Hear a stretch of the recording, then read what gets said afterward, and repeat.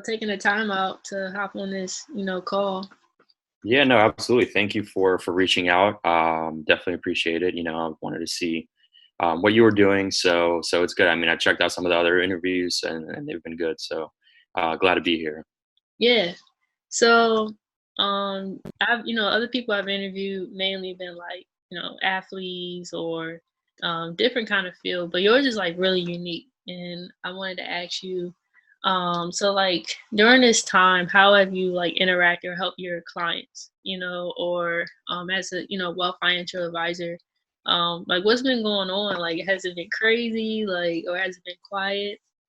Yeah, so I mean, obviously, I mean, COVID-19 and everything that it's impacting is pretty wide. So, right now, of course, the market is down from where it was a month and a half ago, and it dropped dramatically very quickly. So, with that, of course, the way our fees work, when the market drops, that means our clients' accounts drop, and that results in less revenue for us. So, in that way, that's obviously not a good thing, but the ways in which we've been helping our clients is pretty much the same that we always do right now. It's just really stepping out in front of it. So the first and most important thing is to just make sure, of course, that they're safe, and for them to know that we're there for them. So myself, I personally called and checked in with all of my clients just to see how they were doing, how they're personally being affected, how their families are doing, to see if there was any way in which I can help. Mhm. So that's one of the biggest things. It's a crazy time. So checking in with no other personal agenda than just really asking how they're doing is important right now. Right. And one thing I would say is, even if you don't have clients, I would encourage you to reach out to your vendors, your networking connections, anyone may have had contact with recently, family members, friends, even where maybe you haven't talked to them in a while. Just checking in right now. And generally caring for others' well-being is important. So, and that helps to build better relationships as well. So Yeah. that's kind of the main forefront focus. It's just being human, and you know reaching out and asking how they're doing and everything. So I mean, how are you doing? How's everything going with you? Yeah, so I'm actually doing okay. Like I'm holding up because I'm a video editor, so I'm used to working from home. Um Right. so luckily, I had a few clients who are like, hey, still need your help, especially some people need a lot of marketing help right now.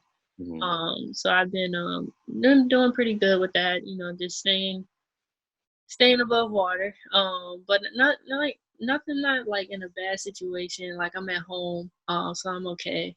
But I just like feel for like other people, that are like in some really tough situations. But besides that, I'm just trying to continue to build my brand, build my YouTube page and my talk show. Right. Yeah. Right. Well, good. Yeah, I mean, in your position, it's definitely something you can do remotely, which, like you said, I'm sure you're used to. So that's good. You haven't, struggled too much with that. But yeah, I mean, it's a tough situation, and there's a lot of people affected. So, and I guess voicing all of that is something we try to step in front of our clients for as well. So, just making sure that they feel heard is another important aspect. So. Asking, listening to their concerns, their thoughts and everything going on, how they feel this is going to unfold, how they're personally feeling, if they're going crazy being quarantined, that sort of thing, just making sure they feel heard. Any questions they have, trying to answer those as well. Mhm. Ultimately, I'm not looking to talk at them. The relationship I have with my clients, or I try to have, is more of a partnership.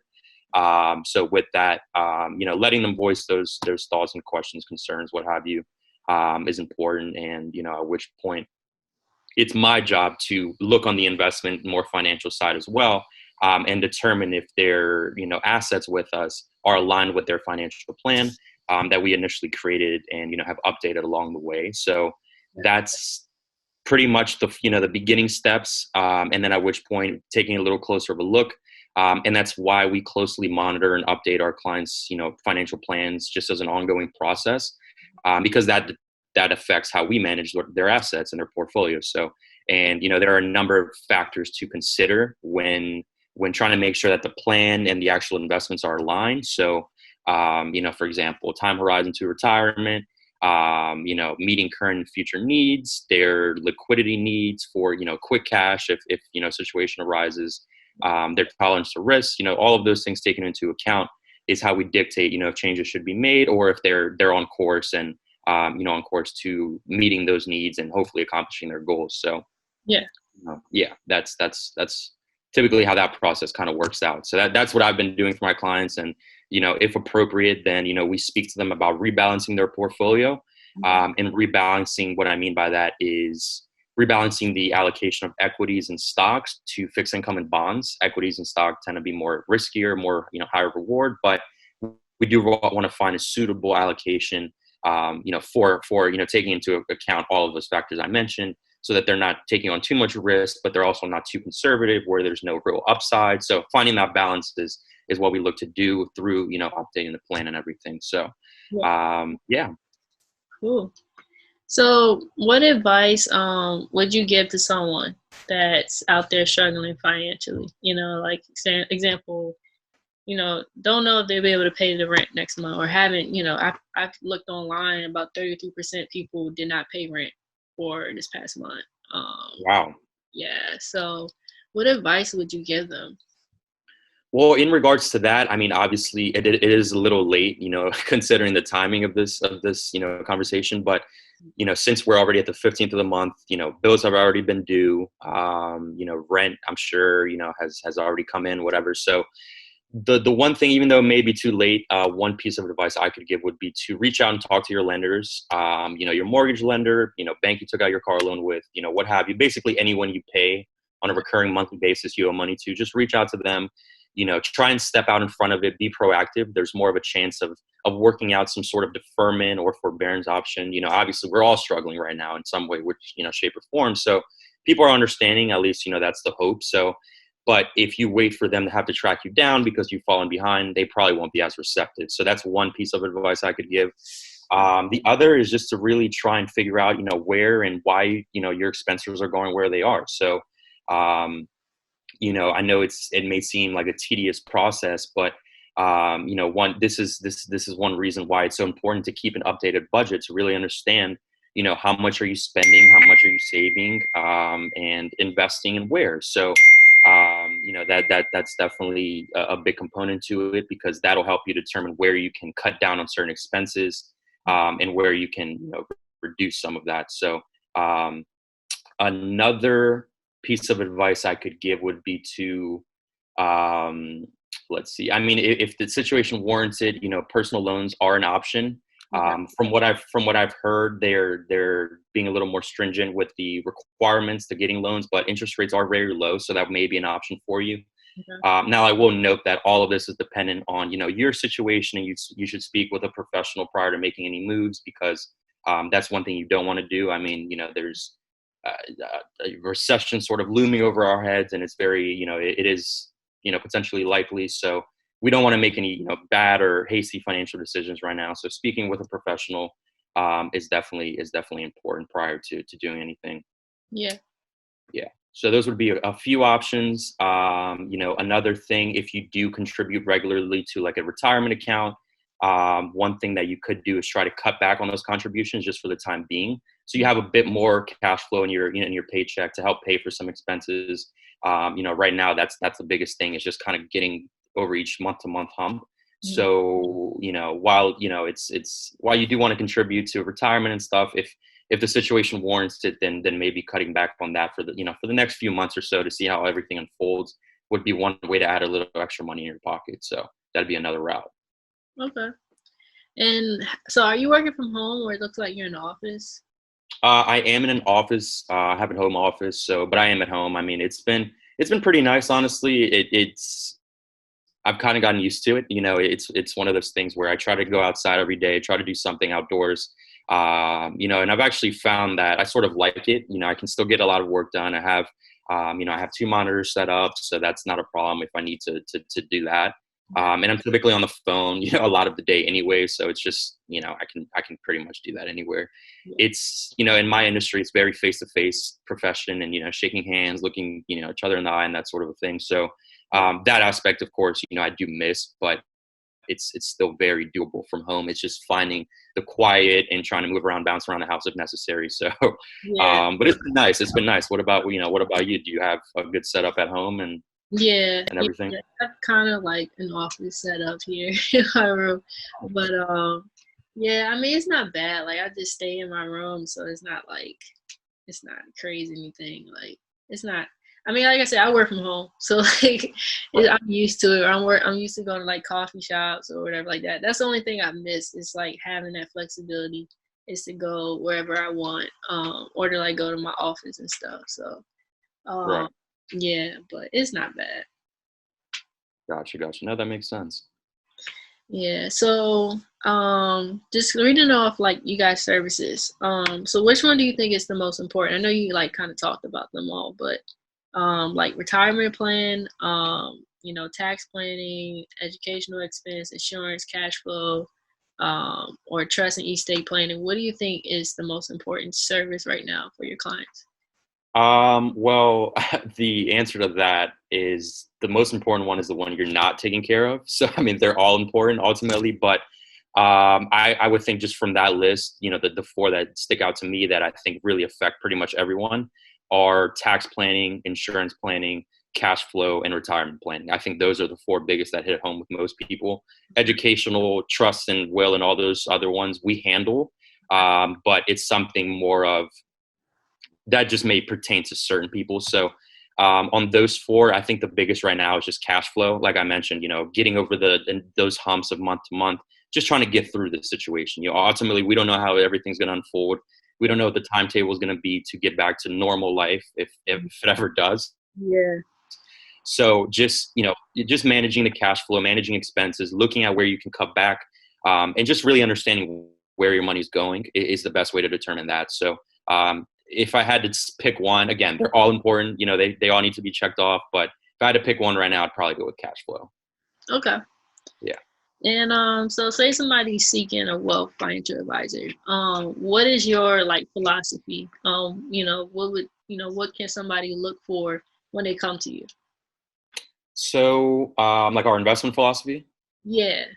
Okay. Okay. So our investment philosophy is we like to take a disciplined approach and using that disciplined approach to achieve long-term objectives. So while every client situation is different, and of course there are certain cases in which you have to take day-to-day needs into account and everything for certain clients, we design our investment portfolios to be more long-term focused. So with that being said, it's important to stay disciplined along that long-term journey, and try and lessen the emotional aspect to investing, which is much easier said than done. When the market was falling heavily, a month and a half ago, it may as well have been the sky falling. People panic, they get emotional, and they make hasty financial decisions, and that are led by that fear of emotion. So, Yeah. or that emotion of fear. I mean, so that's where we come in to try to alleviate some of that, that emotion, and of course, to make changes if deemed necessary, but to also maintain that discipline, maintain that long-term focus. So um, that's kind of our philosophy of it. We're not day trading. We're not active, trading, too often. We are more passive in that sense. So, we rebalance, as I mentioned, when necessary. This situation obviously is one of those where you have to take a closer look and make sure people are aligned with their financial plan, taking all those factors into account. So, that's really the basis of it, is just helping our clients understand that we are in this for the long term, and that we'll make changes if necessary, but we're not trying to time the market or anything, because ultimately we just don't know. So Yeah. that's how we look at it. Okay. Yeah. If you were to compare your company to other wealth financial companies, what would you say to make sure yours unique? You know. Um, that's a great question. So, I mean, there's a lot of things. So, I guess first off is we take a fiduciary role, meaning that we put our clients' best interests ahead of our own, regardless of any potential financial gain. As an independent and fee-based firm, we are legally held to that fiduciary standard, and we take pride in it. It's why our founding partners chose to shy away from the big bank and broker side of the industry back in 2004 and went independent, because they felt that under that model, the independent model, they were able to service their clients better. And actually, a lot of the advisors we have now and who have joined since then, since the founding in 2004, have come from that side of the industry because they felt the same way. Yeah. So that would be the first thing, I think, just off the top of my head. The other thing is we don't offer any proprietary products. We maintain that independent aspect. Our investment research and selection is entirely independent. We're not bound to any funds, any sort of products. We offer a broad range of investment offerings and competitive fees for the value we provide, I feel. So we have an experienced investment committee that meets every month to discuss opportunities, trends, that sort of a thing. And apart from that, I guess fundamentally what makes XML, unique is that we focus heavily on financial planning, and our wealth advisors have a broad range of experience and expertise, which allows us the flexibility and capability to offer a wide range of not only investment advisory services, but broker services as well, and all in-house. And we really work as a team to try and collaborate. It's not a cutthroat sort of environment. We really work together to enhance the client experience by utilizing, our advisors' areas of expertise. So to dive into that a little deeper, the resources, the types of experience, in-house, we have certified financial planners, we have CPAs, we have advisors with experience in estate and business planning, so succession planning, that sort of thing, more for business owners. We also have a close insurance partner who is actually called XML Insurance Group. They just rebranded to Lifestyle Life Insurance, but and they're also an independent firm, so they have the ability, same as us, to shop around, for various rates, policies, and what have you. So apart from the different, variety of certifications and licenses, we also have the flexibility as advisors to use different investment strategies. So ultimately, we do as a firm take that discipline and long-term approach to meeting our clients' needs and goals, but we have different ways of getting there, basically. So we're able to use different strategies based on, of course, your securities licenses and that sort of a thing, but what you're actually eligible and can do by law, but also just kind of, our different areas of expertise. So if you're into, deep stock picking, or if you're into option, trading and that sort of a thing, or if you just like to use mutual funds and ETFs, we have a variety of different, investment strategies in that.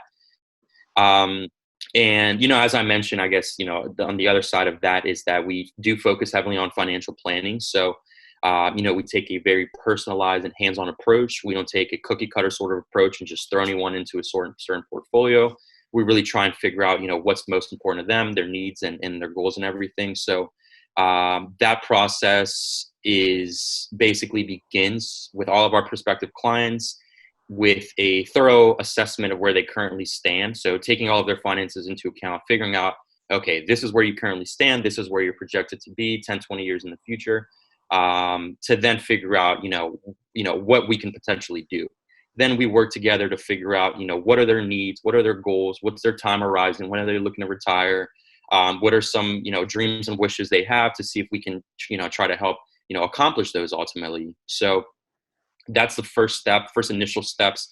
Then comes plan development, and then after that, it's ongoing updating, ongoing supervision of the plan, and just making sure that their plan and their assets are aligned together. Because if not, then what's the point? It just looks good on paper at that point. So we also have a separate division within XML Financial Group called XMLW, which is focused on women, wealth, and wellness. It's led by one of the partners of the firm, Michelle Cooper, who also came from the brokerage, big bank side of the wealth management industry.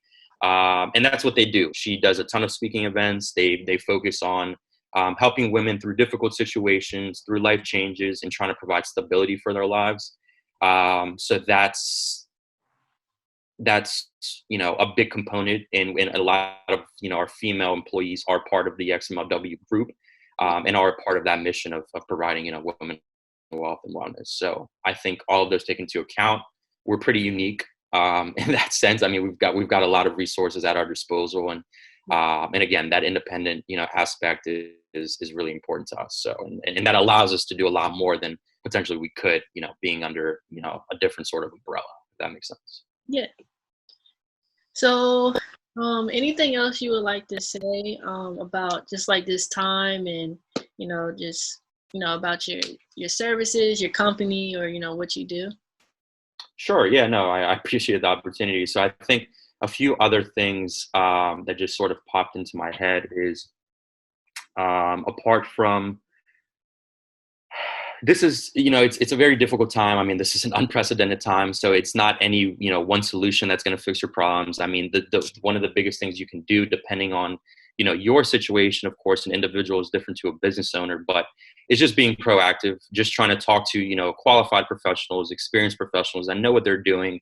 It can help guide you through the resources available to you. So if you're a business owner, that may be by your county, by your state, and of course there's federal funding that's been pushed out through stimulus, but just really understanding the resources available to you, being proactive, looking for what's out there.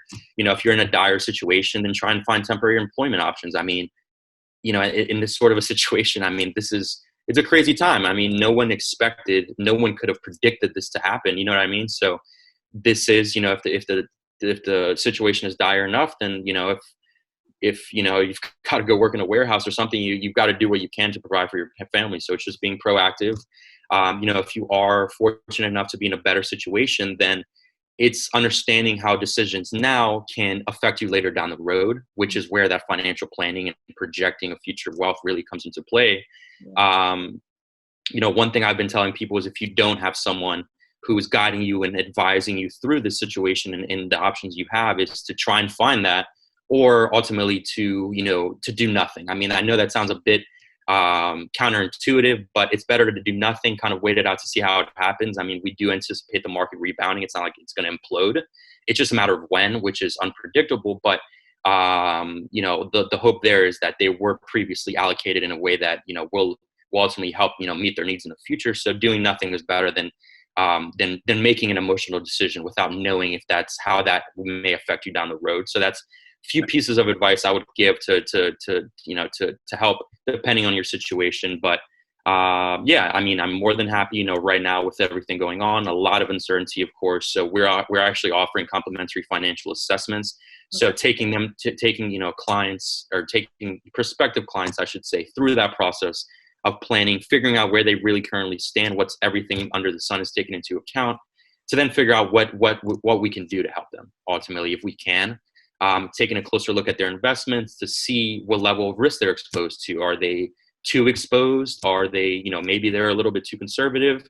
And again, it's finding that right balance is what we're ultimately trying to achieve. So, if anyone is interested, then I'd be more than happy to schedule, 15, 30-minute phone call, just sort of to help kind of talk through and figure out a little bit more about their situation and what I feel that the first step would be in helping to kind of turn around.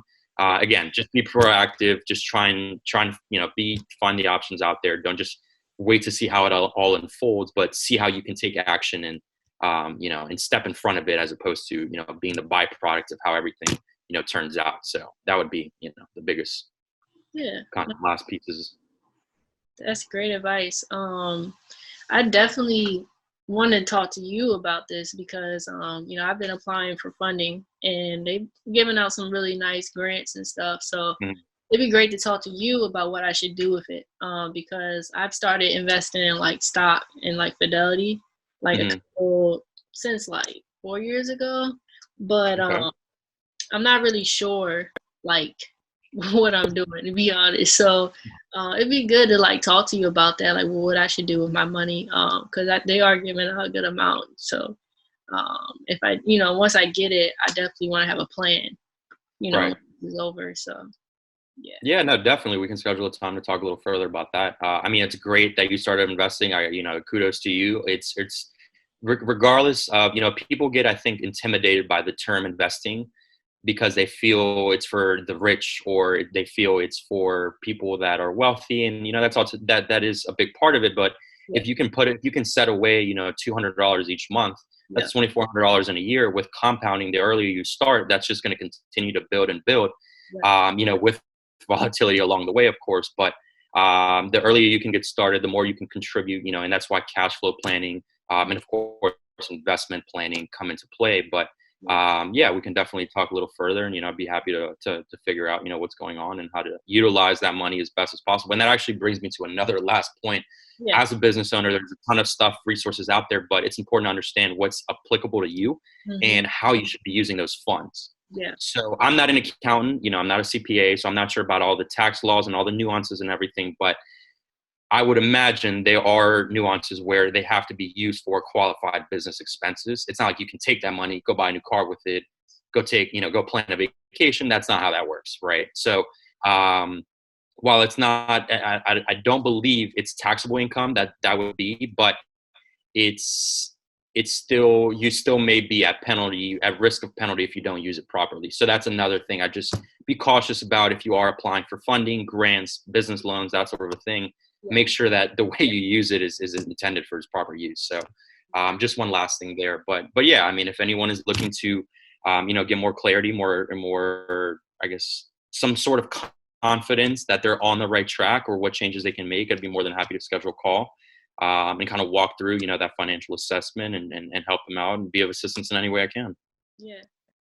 Right, great. This was great. It was very informative, and I appreciate it. Appreciate your time. Yeah, no, thank you again. Thank you for reaching out. Definitely, when when we first met a couple months ago, I mean, this is ultimately what I wanted to do at some point. So Right. I didn't expect this situation to be the reason why, but no, thank you for reaching out, and I hope your subscribers and your viewership continues to grow, as I'm sure it will. So yeah, thanks, Yeah, appreciate it. yeah, and I definitely get this content to you for your marketing stuff. So yeah, let's go from there. Cool. Well, thank you. Well, let me know if there's any way I can help. If you've got any colleagues, any friends, just who are uncertain right now. It's a crazy time. I mean, it's a lot in the air right now. So, and ultimately, we don't know the lasting effect on the economy. So, it's having some sort of a safety net to fall back on, helping to build an emergency fund. If the situation becomes dire where its income's reduced, or we just don't Yeah, right? So it's trying to step out in front of it, be proactive. So yeah, if there's anyone out there that needs help, I'm more than happy to schedule a call. I'm definitely gonna pump this out. So All I'm right, good to worry. cool. All right, well, thank you. I hope you're staying safe. I hope everyone watching is staying safe, staying healthy, doing whatever they can to try to reduce the spread of the virus, and hopefully we'll all be out and about soon enough. Yeah, same here. Same.